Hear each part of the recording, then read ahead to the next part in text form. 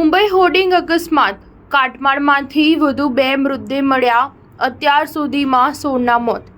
મુંબઈના ઘાટકોપરમાં જ્યાં હોર્ડિંગ પડ્યું હતું ત્યાં બુધવારે સતત ત્રીજા દિવસે બચાવ કામગીરી ચાલી રહી છે। આ દરમિયાન મંગળવારે રાત્રે કાટમાળ નીચે વધુ 2 મૃતદેહ મળી આવ્યા હતા। એનડીઆરએફે કહ્યું કે હજુ 2 મૃતદેહો બહાર કાઢી શકાયા નથી। આ સાથે મૃત્યુઆંક વધીને 16 થયો છે। સોમવારે બપોરે મુંબઈમાં ધૂળની ડમરીઓ અને વરસાદ થયો હતો। આ દરમિયાન ઘાટકોપરના એક પેટ્રોલ પંપ પર ગેરકાયદેસર જાહેરાતનું હોર્ડિંગ પડ્યું હતું। 100 ફૂટ ઊંચા અને 250 ટન વજનના લોખંડના હોર્ડિંગ નીચે ઘણી કાર, ટુ વ્હીલર અને લોકો દટાઈ ગયા હતા।